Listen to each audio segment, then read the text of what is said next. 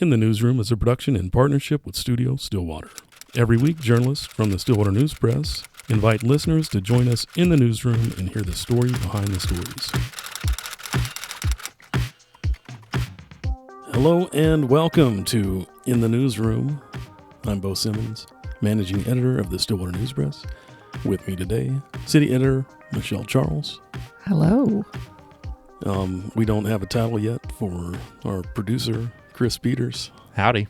Yeah. And introducing new publisher, Rob McClendon. Hello, everyone. Hey, Rob, how's it going? It's going quite well so far. So is Rob going to come up with a title for Chris? We have no Chris idea. does have a title. I think it's digital editor and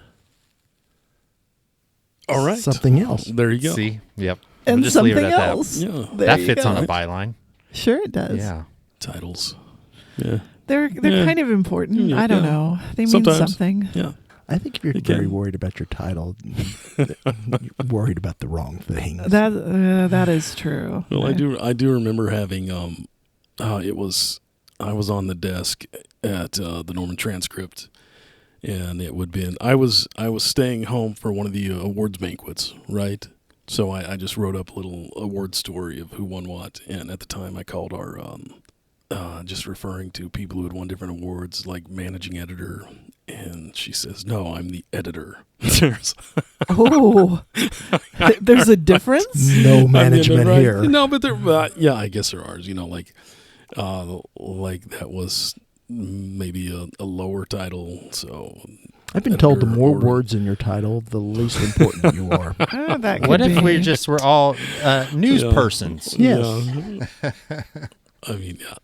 I guess, yeah. If it's Well- important to you, it's important to you. I don't know. I worked at OSU for Right. a while, and one of the things that we had to do in arts and science outreach was put together mailing lists, and I would help, organize name tags for things, and, we would go through these. Anyway, learned that titles are very, very important. Yeah. Woe be unto you if you call an associate professor an assistant professor or vice versa. You have to get everything exactly right because it all means something. It is the land of long titles. It is. It truly is. Anyway, but we don't worry about that as much here. Obviously, Chris. Yeah. When I worked at 1907, it was kind of a job that evolved. There was never a title in the beginning, but then after a while, it was like, oh, well, what are you? And I was like, I'm kind of like everything. I'm a technologist. So that sounded fancy. So I got to pick my own title. I remember that. I interviewed you when you worked there. And I remember thinking, he's a technologist. I've never heard that title before. You could be a technologist again, I guess. Maybe. I don't have my business card yet. I think I'm going to put underneath my name, Evolving. There you go. That would be honest. I think that's for all of us, right? We should be, anyway. Mm-hmm. Rob, how did you get here? Gosh darn. I was coming up I-35. And you got lost? In 1990. Truly, I did get lost the first time I came to Stillwater. A really quick story is I was interviewing at OSU. I'd been working in television, and I was under a no-compete contract, and I did not want to stay at the current station I was at, and I came up here to interview for a broadcast position with OSU. And I had not been to Stillwater yet. And it was back when the Holiday Inn was on 6th Street coming into town. I got lost coming up here a little bit, but then I came in late at night, probably 11, 12 o'clock at night. And I woke up the next morning and I thought, man, this place smells like a pig farm. And I opened up my door, and across the parking lot was a pig farm, which is no longer there. Every once in a while, if you're living on the west side, though, you can get a whiff of Aggie land. Yes. Oh, no, it used to be rough. It did. Yeah. Like where I live, I would have been able to stand in my front yard and it would have smelled like a pig farm. I mean, when the wind was blowing a certain direction, you could smell it on the whole kind of west side of town. It was just literally right there off Western. In my time at OSU, I do have to tell this story. We were trying to update that property after the swine had left. And we were putting, park benches out in front of it, and it was this whole new design. And it was the quintessential putting earrings on a pig. So I can only imagine. It took a long time. So we've evolved since then, at least. You would not, I've been here 30 years now, 31, and you would not believe how different this city is in that time. I mean, it seems like forever for me, and then it seems like just yesterday. But when I came here, Main Street in Perkins did not meet at the Hall of Fame. There was a very large trailer park in there in between. So interesting. Many new things. Yeah. So basically you got lost on your way to Stillwater and you just never found your way out of town. It's a trap. I have called myself the accidental is it Stillwater right? I don't know. Is it Stillwater Rarian? Oh, there's a whole discussion to be had about that. This is totally from the mayor, who I believe got it from somebody else, but Stillwegian is what he's been trying to promote, and I'm a fan of it. I think us and Norwegians are very similar. It's in what way, Chris? Well, you'll have to read the next Stillwater Style magazine to find out. Ooh, you're teasing us. Sneaky promo. It's about weather. Okay, then. And bicycles. No, I came here 30 years ago, and it's just phenomenal how much the city has grown and evolved. I mean, it's a vibrant town simply because of a lot of the people that live here, and of course the university. There's very few places that you can import, 5,000, 7,000, 8,000 new people every year. It really changes things. So you almost did like a twist on that, on the old Carnegie Hall joke. How do you get to Carnegie Hall? You just sort of flipped. Yeah, you sort of flipped it on me. Practice. Right. But TV news, right? That was sort of the career you set out in. Yeah. And then before the move to OSU. Yeah, right? I started off in commercial television, news anchor, that type of stuff, and then came to OSU, did a television program there called Sunup, and Sunup is a really cool program that when I was doing it was a daily program. It's now a weekly program, but it's aimed at agricultural audiences. OSU has an extension component, and that's what my appointment was. I was an extension person, and my audience was the state and the nation. So we did that, became the broadcast manager there, and then I left that in 2004 to start a new program called Horizon. And Horizon really looked at social trends and economic issues. And that went from 2004 until the middle of 2017. And it was a national program on PBS. And so we had quite the audience there, and hated to see that end. But with every closed door, there are open windows. And the news press is that open window for me. Very good. Makes me sound like a prowler, doesn't it? Well, maybe a little. We weren't, It's okay. We'll take you. So, I mean, how many Oklahoma counties would you say you've been in since doing that? Yeah, I can tell you I've been in every Oklahoma county. Yeah. I have traveled this state up and down and back and forth, and it's all wonderful. All of them are unique. I think Stillwater is a special place in all those places that I've been. Like I said before, it has some things that not everyone else has. Sometimes we maybe take that a bit for granted. But I've always found everyone just as gracious as you could imagine whenever I've visited. I cannot think of a bad experience, really. So, though, when you're ready to do like a in-state vacation, where do you like to go in Oklahoma? I am particular to Broken Bow Lake. I think Broken Bow Lake is particularly scenic. Mm-hmm. Matter of fact, one of our reporters is there right now, and it's just a really great place. It's quite pretty. Yeah, she appears to be having a good time. I saw a picture of her, well, at least a book on a picnic table near. That was a piece your of water. Recommendation. Read. That's the best way. Do some reading. The best help way. The writing. Well, I mean, that really is the best way to develop, I think, as a writer and honestly as a person, is to read a lot. Of course, I'm a reader. I'm a compulsive reader. I've always read a lot, so that's going to be what I think. And as I pass along my travel tips, I would recommend Broken Bow. Recording this on September 30th, last day of the month. It's much more pleasant there than maybe July 1. Mm-hmm. Those big, tall trees kind of block the wind, and it can get a little warm there. Mm-hmm. Now, have you ever seen Bigfoot? You know what? Oh, One time. Hey. I have people that I respect that will swear that Bigfoot does exist and that they have seen or heard him down there. And believe it or not, and Really? done stories about, and I cannot think of the name of the town, but there's a town that has a Bigfoot festival. Hanobia. There you Yeah. go. I'm glad you said it, not me. But We tease my brother-in-law, and we keep threatening to go there. We talk about going to the Hanobia Bigfoot Festival Isn't every there- year. Hochatown? yeah, Yeah, near there. Hochatown also Hochatown. Yeah, does a Sasquatch thing. yeah. Yeah. And Hochatown really is the town. When I say Broken Bow, that's where pretty much everything is really growing right now. Yeah. Yeah. Why wouldn't you cash in on that tourism? Like I'm sure they do around Roswell, right? You sell all kinds of trinkets and things. So Oh my gosh, yes. you Yeah. cashing in. I think they do. Yeah, and, they do. And I do also, when you talk about tourism, I think the figures are of 80% of the people that go to Broken Bow are from Texas. So that tells you That something. sounds about right. Yeah. Yeah. Okay. Because it's maybe 2.5 hours from Dallas-Fort Worth, and you're in the mountains, in the woods, or what we call mountains here in Oklahoma. There are mountains. They are ours, and Yes. we can call them mountains. Okay, very large hills with trees. Yes. Yes, yes. They're the closest thing we've got. Yeah, it's not bike speak, but hey. So that's my tourism part. You want to know about anything else there, Bo? I've been to Beaver's Bend. Yeah. Yeah. Yeah. I used to Fish? hang out around down there.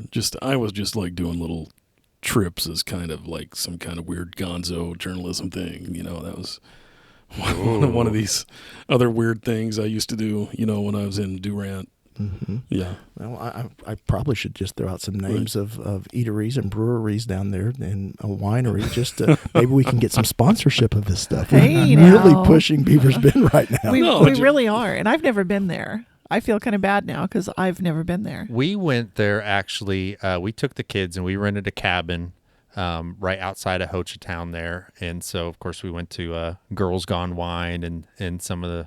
And there's a pizza place there that's really good too. Yes, right yes. across the Bendigo's in that whole area. Yeah, I can't remember the name. Yeah, it's like it's like Hideaway, but in the woods feeling. It's good. Even more hidden. Yeah, well, they have this like huge deck area that you can sit outside to eat, Ooh. and it's all like kind of covered and stuff, and so it was really nice, especially I've been during told that pandemic. dispensaries do quite well there too. And it seems they're doing well all over. who would have thought? I'm surprised they need dispensaries there. I would assume everyone was already hiding in the woods. How else are you going to find Sasquatch? It's true. That's a good point, Chris. Very good point. It is strange though. I mean, we every couple of weeks you see new licenses, don't you, for different things popping up Constantly. related to medical marijuana. You would have thought it would have been a saturated market by now, but who knows? Who knows how they're still Supply and demand. trying to And there's some that have start like new places. turned over where there's like they've asked I guess they have to get specific use permit again, and they're like, well, this was already one, and now we're moving in. That's exactly right. When it turns over, you have to go through the SUP, which is specific use permit process again for the new ownership. If it's already been approved as a dispensary, it's going to go through again. There's not really a lot of controversy there, but they have to sign off on the new ownership. A lot of the stuff we're seeing too is not just grow facilities, but also processing more and more. Mm-hmm. And I've been interested to see some of the differences. The extraction of oil from the plant can be done in a lot of different ways. Apparently, the ancient way, they think, was using ice water. And some people are going back to the cold water extraction method. The newest processing facility that was approved actually said they would be using cold water extraction. The advantages are basically you just need cold water. It's pretty low tech. It's pretty cheap to set up. Some of the other require solvents and heat. And that can be a little hazardous. There are sometimes fires and things associated with those facilities because you're using stuff like propane. And anyway, but people are kind of apparently attracted to it now because now that there's more of it around, and you have more options, they're looking at it as a more natural choice. Almost more like, I'm not going to say organic pot, but I mean something that involves fewer chemicals. Well, it's interesting from the industrial, point, because like one of these places is going to move into that big building on Jardo out there. That Right. this is like, wow, I can't, when you have like, it always feels so. You always feel so deserted when you have a company and then they move out and they leave you with this big building. Yes. And now someone's actually moving back into it To grow. to process marijuana. Sure, but it does raise some questions, because even if you're not worried about, at first people were like, they didn't like the idea of it, right? And they were like, oh, it's going to bring crime, it's going to bring this, it's going to bring that. It's like, no, they're growing it, they're processing it. It's not really going to do that. This is pretty well controlled. Having said that, in terms of the different types of processing, if you have people using volatile chemicals that are flammable, highly flammable, maybe you have some other concerns about having that kind of close to your house. I don't know if there are odors. I don't know if it's like a fire hazard. Who knows? We are learning so much about marijuana over the last few years. Anyway, cold water, that's where it's at. We tend to digress a little We bit. do. Sorry. And Is go on this how tangents. each the publication of the newspaper, is this how it happens? Y'all come in and just like free thought in the afternoons, and then here we go. No, we usually have a little bit more of an idea of what's going on that week. We Yeah, fill in the well, gaps yeah. this way, though. Mm-hmm. That'd be great if we, I guess, had that sort of time, but I don't know. We do. Yeah, I mean, I guess Yeah. ideally, if there was questions, then you'd have a reporter go, okay, let's go, get some information and then turn it into a story. But the bandwidth is not there to do it for everything. Well, sometimes our conversations are pretty bonkers. I think how many times have we been doing something and someone will walk through the newsroom and just stare at us like, what are you weirdos talking about? I think Usually, Rob a few times. Usually just at the very worst time, too. Yeah. I know when everyone gets very quiet when I walk through that it's probably something very interesting that they're talking about.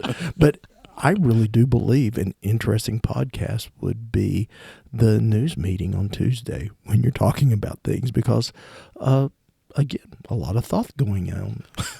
Mm-hmm. Yeah, I was saying like what's my one hang up is how many times we come up with an idea that we don't get to follow through on, and people are going to be like, hey, I thought you were going to be working on this. You were supposed to come to my event.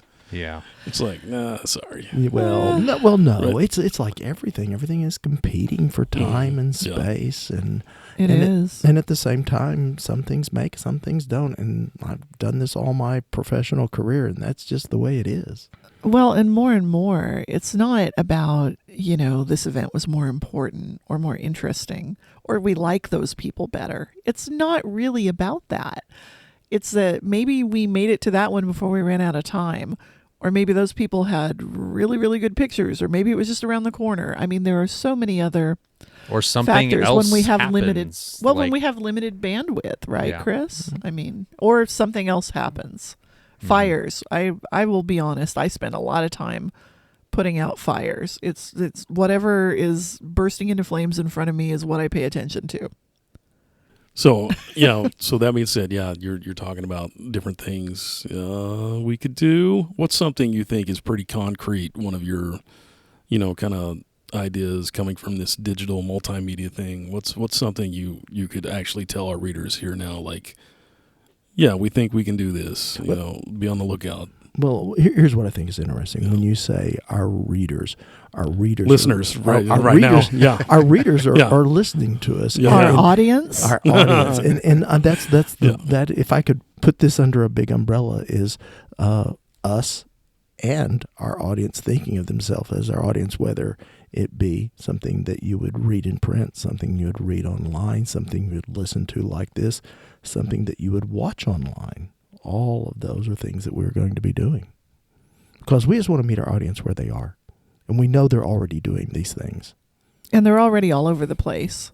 I mean, would you say that I think I know what the answer is, but would you say that we have different types of audiences or different segments of our audience in different areas? Oh, absolutely. You know, it's funny. When I became the publisher, and again, I've been here for 30 years, so I know quite a few people that feel very free to give me their opinion. And at the same time, everyone wants some. Well, they can go into categories, but there are people that absolutely love the print publication that would be thrown by a paper boy onto their front porch versus something that is put into their mailbox. There are those that are never going to open up a print publication. They'd rather read it online. And then there are those that try to get their news off of Facebook, and that is kind of why I'm here, is because I was so troubled by the 2016 and the 2020 election, and certainly not by the people that were elected. I totally believe in democracy and the elections and the importance of elections. But what troubled me more in those elections was, I should say, is the fact that the way that journalism was, if someone did not like what was written in journalism, they called it fake news. And I find that really troubling, because I think any of us that have worked in this business for the past however many years know that that is not what we do. That's not anything what we do. And when someone takes something, and there's only one objective truth. That's the best way I can say it. There's only one objective truth. Other people, we could all have our opinions, but there is simply one truth. When someone calls something an alternative fact, that's just not accurate. And that is something that I think this paper and anyone in journalism should just be the gold standard for us, is that we report facts.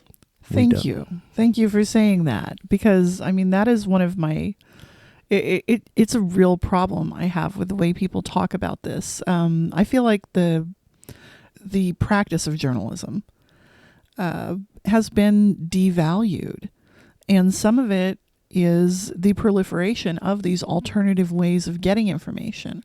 Whether you have a podcast, whether you have somebody on YouTube, whether you have somebody just sitting in their car doing a Facebook Live, whatever it is.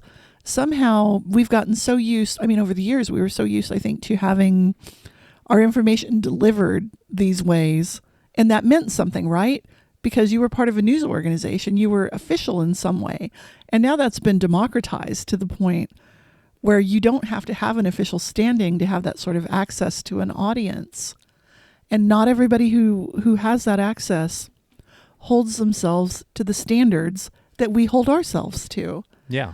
I would say even for Chris, who's been pretty media savvy and who's been, hanging around with us for a while, since he's been sitting in the newsroom with us, I think he has probably a greater understanding and appreciation for what we go through making the decisions that we make and the kind of scrutiny we even give ourselves in terms of how we're approaching things. For sure. It's definitely like, you guys aren't afraid to ask each other questions. Like an example with social media now, and it seems like with at least more people being comfortable to point their phone at themselves and record themselves. And now they're a broadcaster in a way, right? Before that was, a technical barrier to being able to get that out. So I could go to a city council meeting. Michelle could go to a city council meeting. Michelle's going to, watch it, take notes, and then have to type it up, and it's going to get into tomorrow's paper or maybe online, the website, later that night.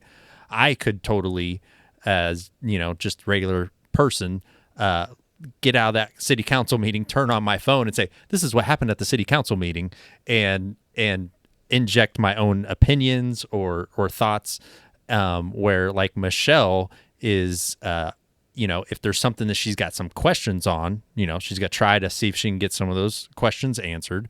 But then she's also brings in the context of she's been doing this for a while. So if they're talking about something, she can relate it to the context of, oh, well, yeah, 2 years ago, this decision was made. But now, I mean, just any old person. And I think also that people on social media, especially if it's like kind of somebody you actually do know, there's this like level of trust, but it's like, it's not really earned. I mean, that Right. mask ordinance would have been a good example, right? Yes. A lot of people who saw that on its face may have thought that Stillwater was moving to, a new mask ordinance. Oh, exactly. But, we knew that wasn't the case because we sort of understand how those agendas and those things work, right? Yeah, that's exactly right. And that's where that comes in, that sense of professionalism. And you don't necessarily have to even be paid to do it, but you need to have a code of ethics. You need to have standards, which is something that we do have. And something I'm hoping, Rob, that we can get from moving into some of these other areas is reclaiming that and establishing standards, establishing that there is an objective truth. It's not just my personal passionately held opinion. Yeah.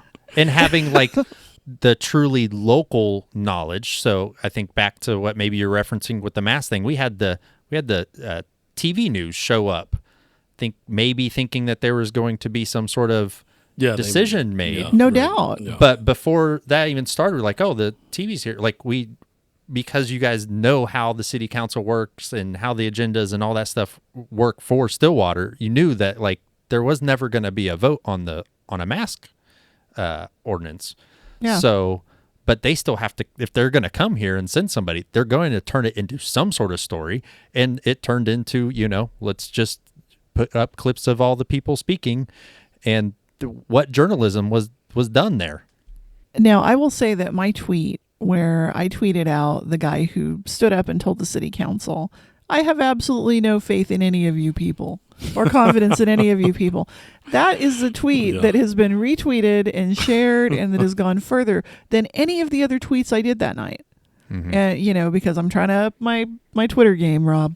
Proud of you. Yeah, thank you. Well, I'm taking notes and tweeting at the same time. If we've learned anything over the last 5 to 10 years is you can definitely build an audience by telling people what they want to hear. Right? Absolutely. Oh, yeah. Confirmation bias. If we go in, and that's probably the biggest problem that you see in the social media sphere is that when you're on social media and you're going on to it, it directs you to people that feel the same way that you do.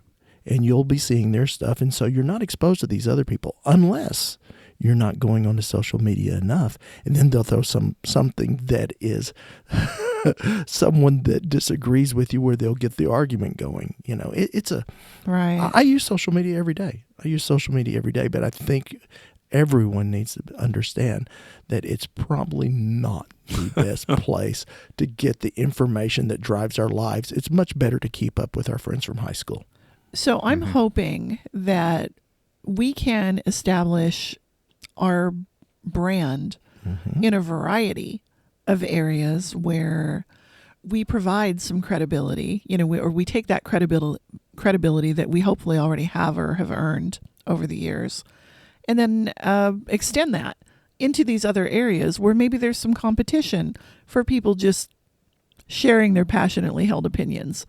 And we can take advantage of being able to, or if nothing else, it's an alternative, right? It's an alternative to alternative facts. Mm-hmm. Well, Chris pointed out where technology allows all of us to do it. I mean, anyone with a phone can broadcast now, can write now, or at least a smartphone, unlike some people's grandpas that may still have a phone. I don't know. Oh, man, I'd love some text rants from somebody on doing some predictive texting on their Motorola.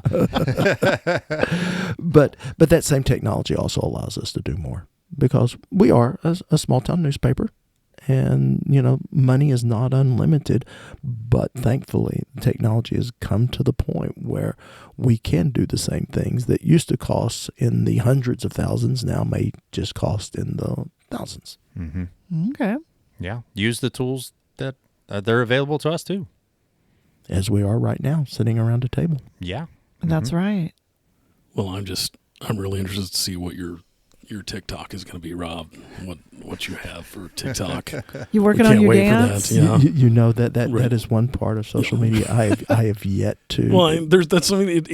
There's always something. Like it could be something else in 5 years, and that we then have no idea how to do, and we'll have to figure out. yeah, Oh, but we want to be there, you know. Yeah, right. And so we'll get a newsroom dance routine. I'm ready.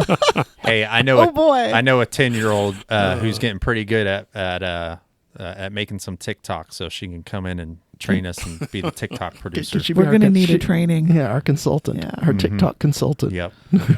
I mean, yeah, there are things. I've been actually looking at TikTok a lot lately. It's sort It's of weird. addictive. It really is, and some of it's so dumb. Yes. A lot of it's so dumb. But there is stuff. I'm amazed though at like people who they present themselves as experts. I don't know. I don't do background checks on them. I don't know that she's really a psychologist, but she's telling me how to get people to trust me. Hey, I'll listen to her little bite, her little nugget of 5 seconds of advice. Why not? But anyway, like they love to share hacks and things like that. Life hacks are a big deal. Workout is a big deal, fashion, and then dances and reactions, where you just watch another video, you do a split screen, and you sit there and just kind of nod sagely while you watch it as if you agree with it or don't agree with it. It's really pretty fascinating. But I'm kind of getting some ideas for things we can do, if nothing else, just like a quick hit kind of slideshow of like, top 3 stories for the day or something like that. I mean, I think but you have to do it in an entertaining way. And they have the music and everything. There are a million possibilities. There are so many possibilities for it. Here's a little behind the curtain for television. When you said nodding, it's called a reverse. And when you're doing an interview, you'll shoot it typically with one camera. And then when you need to make a cut, they will do reverses after the interview, and they have the reporter just nodding very intently and then, turning their head.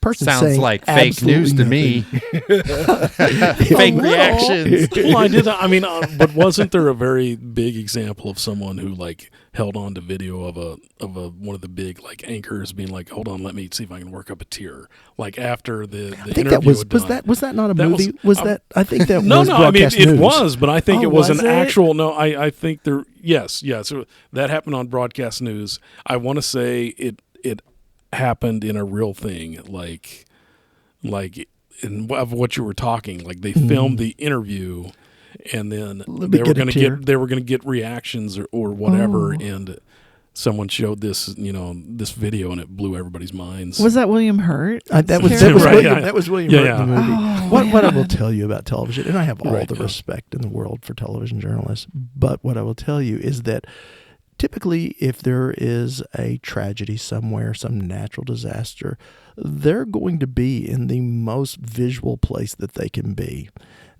There was one example, and you'll see it sometimes on YouTube, and it's a reporter doing a live shot for, I think, GMA, and she's in a canoe it's flooded in the street. I saw and that. She's talking, and she's doing the row, and at the same time while she's talking to the camera, someone goes walking past her behind her in wading boots. So the water she was in was maybe 2 foot deep. I remember that. You I've gotta actually put seen those- that footage. Yeah. They got to put them in the water. Yeah. And to turn it back to the news press, here's what. This is my 3rd week. So I've joked to all of you, I'm just figuring out where the bathrooms are. So there's a lot of things I'm learning. But the one thing I can really tell from the newsroom is just the work ethic and everything that you're putting together to put out a publication daily, whether it be something that's delivered in their inbox or something that's delivered in their mailbox. And it just takes a lot of effort. And from that standpoint, what I'm also impressed with, and this is for any journalist, it's hard to do your job. Everybody has hard jobs, but journalists in particular, they do their job for public critique. Everything that you do, someone will have an opinion about. Mm-hmm. And we want to hear their opinion. We're all about hearing their opinion. So it takes a special person to do what you do. Thank So, you. yeah. Can I share some of our anxieties about these new adventures that we're about to have? I mean, when Chris and I first started, podcasting, I was kind of like, oh, I don't know if I love my voice, whatever, and I've gotten used to it. Doesn't bother me. It's all fine now. But we make jokes about, how, I mean, at one point, people saying, well, I have a face for radio. And also, print. I've gone to industry things for years, journalism conferences, and you can tell the people who work in print, you can tell the people who work for the alternative media, and you can tell the TV people because they're so shiny and pretty. And it just, and so I know when we first started thinking about having to be more visual, that kind of freaked us out a little bit because we're like, we're going to have to figure this out. You know what I believe? And I believe if there was a silver lining out of the pandemic is that most of the television studios shut down. And so everyone is broadcasting literally via Zoom or via something along those lines from their living room, from their basement, from their bedroom. No studio lighting. And no studio lighting. There might be a ring. There might be a light ring in front of them just to, make their face a little brighter. But having said that, it really didn't change the content any. Well, not for those like sort of one-on-one interviews. Yeah. It was...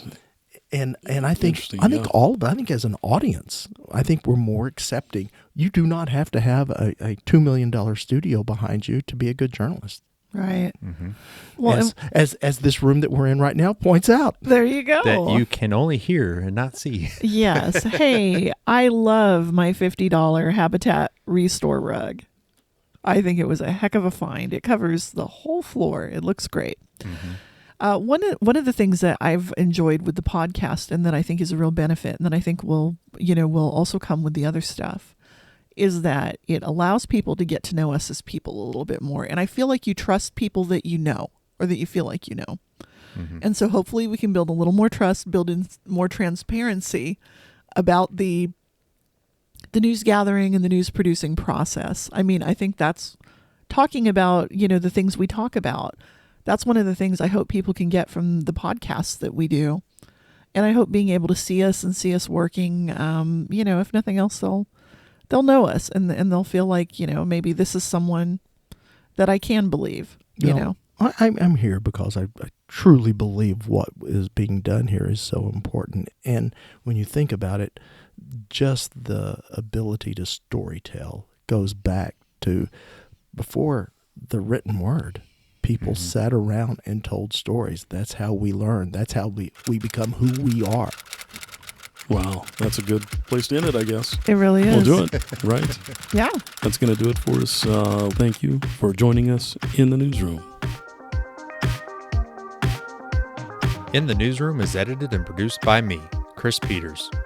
You can find all of our past episodes and show notes at studiostillwater.net. This podcast is made possible with support from the Stillwater News Press. Please consider subscribing to our award-winning newspaper and help support local journalism.